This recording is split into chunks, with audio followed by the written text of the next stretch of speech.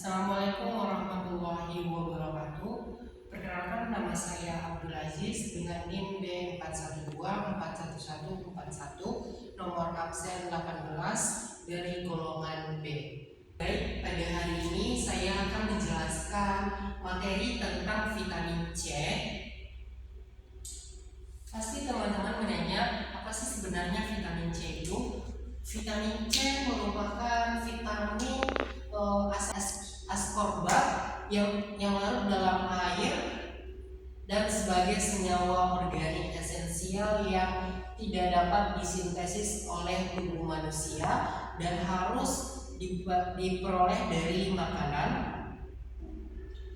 Dan vitamin C juga memiliki sifat yang dimana sifat pertamanya adalah mempunyai rumus empiris CH8O6 seharusnya C6H8O6.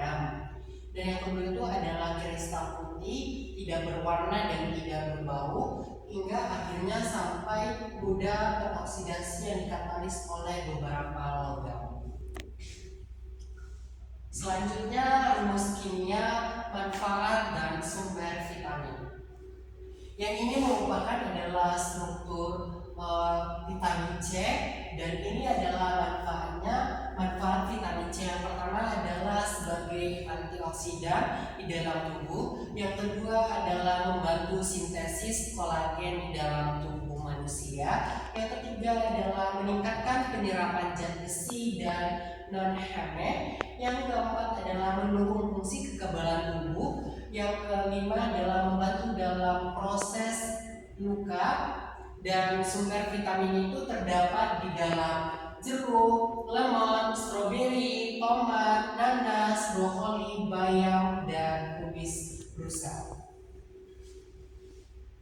Dan angka kecukupan gizi vitamin C itu terbagi beberapa ya. Yang pertama itu adalah dewasa laki-laki yang dimana asupan gizinya 90 mg per harinya, dan dewasa perempuan itu asupan gizinya 75 mg per hari. Dan di perempuan ini terbagi beberapa. Yang pertama wanita hamil, di mana wanita hamil asupan gizi vitamin C-nya 85 mg per hari, dan wanita menyusui 120 mg per hari. Selanjutnya adalah anak-anak, yang dimana anak-anak ini berumuran 6 sampai 9 tahun, sekitar 45 mg per harinya, dan remaja sekitar 75 sampai 90 mg per harinya. Dan di sini adalah efek bila terjadi defisiensi vitamin C.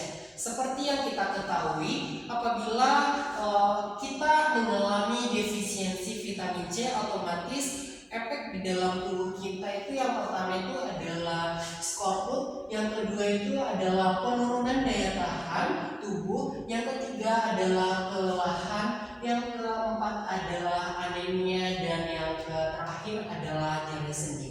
Yang dimana skorbut ini merupakan penyakit yang terjadi di dalam mulut, baik gusi bengkak, gigi goyang, ataupun berdarah. Dan anemia ini merupakan kekurangan sel darah merah di dalam tubuh kita, seperti yang kita lihat ini, di mana normal memiliki sel darah yang cukup banyak, dan ketika kita memiliki yang kekurangan vitamin C, maka sel darah merah kita di dalam tubuh sangat sedikit. Maka itu yang dinamakan anemia.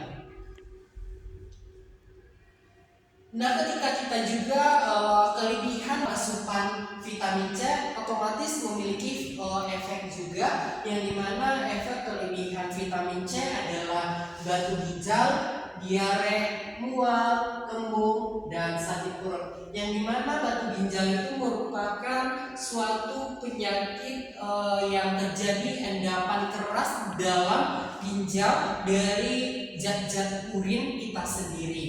Dan diare itu merupakan sakit perut. Nah, di dalam tubuh kita juga vitamin C bermetabolisme. Yang pertama itu adalah penyerapan, yang dimana ketika kita mengonsumsi vitamin C, otomatis diserap oleh usus halus melalui transport aktif. Dan kita perlu ketahui ketika kita mengasup vitamin C yang cukup tinggi, maka penyerapannya akan mengalami penurunan ataupun keterlambatan. Yang kedua, jika kita mengasup vitamin C yang cukup rendah, maka penyerapannya akan meningkat ataupun tinggi.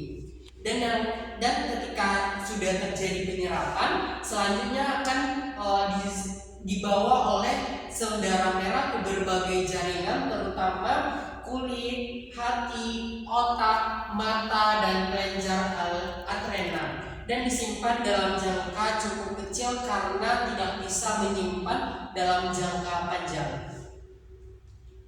Dan kesimpulan dari vitamin C adalah vitamin C merupakan nutrisi penting yang memiliki banyak manfaat bagi tubuh. Selain berfungsi sebagai antioksidan yang melindungi sel-sel dari kerusakan, vitamin C juga berperan vital dalam pembentukan kolagen, penyembuhan luka, dan meningkatkan penyerapan zat besi. Kekurangan vitamin ini dapat menimbulkan berbagai masalah kesehatan seperti penyakit skorpun, yang ditandai dengan gusi berdarah dan luka yang sulit sembuh.